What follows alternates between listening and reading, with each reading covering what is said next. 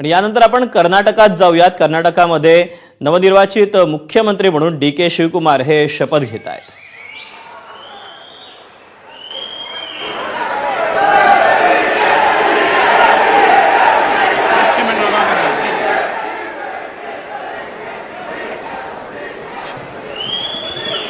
ಅವರ ಹಿರಿಯರಿಗೆ ಪುಷ್ಪಾರ್ಚನೆಯನ್ನ ಮಾಡಲಿದ್ದಾರೆ।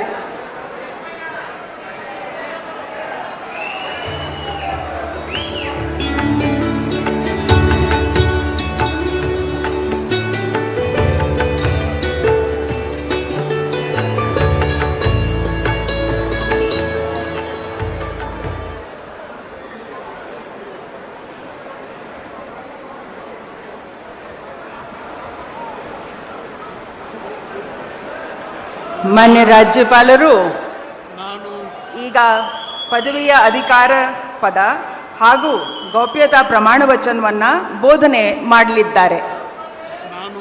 ನಾನು ಡಿ.ಕೆ. ಶಿವಕುಮಾರ್ ಎಂಬ ಹೆಸರಿನಾದ ನಾನು ಕಾನೂನು ಮೂಲಕ ಸ್ಥಾಪಿತವಾದ ಭಾರತದ ಸಂವಿಧಾನ ವಿಷಯದಲ್ಲಿ ನಿಜವಾದ ಶ್ರದ್ಧೆ ಮತ್ತು ನಿಷ್ಠೆಯನ್ನು ಹೊಂದಿರುತ್ತೇನೆಂದು ನಾನು ಭಾರತದ ಸಾರ್ವಭೌಮತ್ವವನ್ನು ಮತ್ತು ಅಖಂಡತೆಯನ್ನು ಎತ್ತಿ ಹಿಡಿಯುತ್ತೇನೆಂದು ಮತ್ತು ಕರ್ನಾಟಕ ರಾಜ್ಯದ ಮುಖ್ಯಮಂತ್ರಿಯಾಗಿ ನನ್ನ ಕರ್ತವ್ಯವನ್ನು ಶ್ರದ್ಧಾಪೂರ್ವಕವಾಗಿ ಮತ್ತು ಅಂತಃಕರಣಪೂರ್ವಕವಾಗಿ ನಿರ್ವಹಿಸುತ್ತೇನೆಂದು ಭಯ ಅಥವಾ ಪಕ್ಷಾತೀತವಲ್ಲದೆ ರಾಗ ದ್ವೇಷವಿಲ್ಲದೆ ಎಲ್ಲ ಬಗೆಯ ಜನರಿಗೆ ಸಂವಿಧಾನಕ್ಕೆ ಮತ್ತು ಕಾನೂನಿಗೆ ಅನುಸಾರವಾಗಿ ನ್ಯಾಯಯುತವಾಗಿ ಮಾಡುತ್ತೇನೆಂದು ನನ್ನ ಅಜ್ಜ ಗಂಗಾಧರಜ್ಜನ ಹೆಸರಿನಲ್ಲಿ ಪ್ರಮಾಣ ಮಾಡುತ್ತೇನೆ।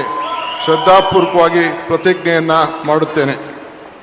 ಮಾನ್ಯ ಮುಖ್ಯಮಂತ್ರಿಗಳು ಈಗ ಪ್ರಮಾಣ ವಚನಕ್ಕೆ ಸಹಿ ಮಾಡಲಿದ್ದಾರೆ।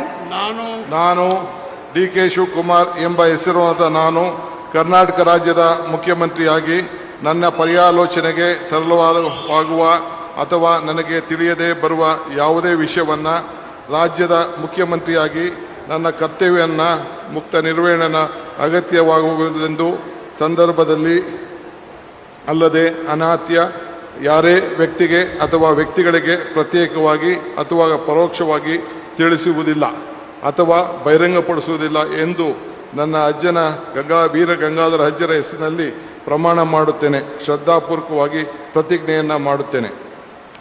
ಧನ್ಯವಾದಗಳು ಸರ್।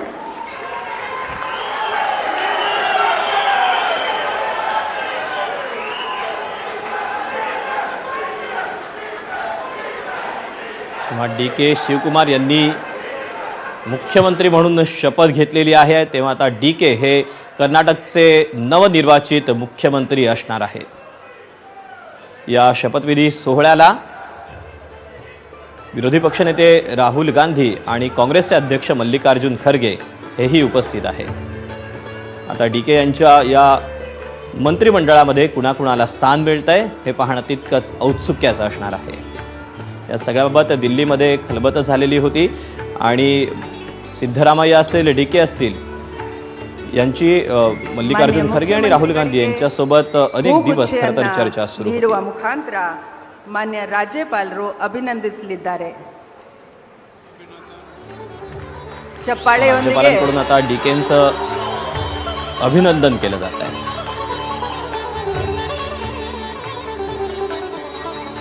ಈಗ ನಾನು ಡಾಕ್ಟರ್ ಜಿ ಪರಮೇಶ್ವರ್ ಅವರನ್ನು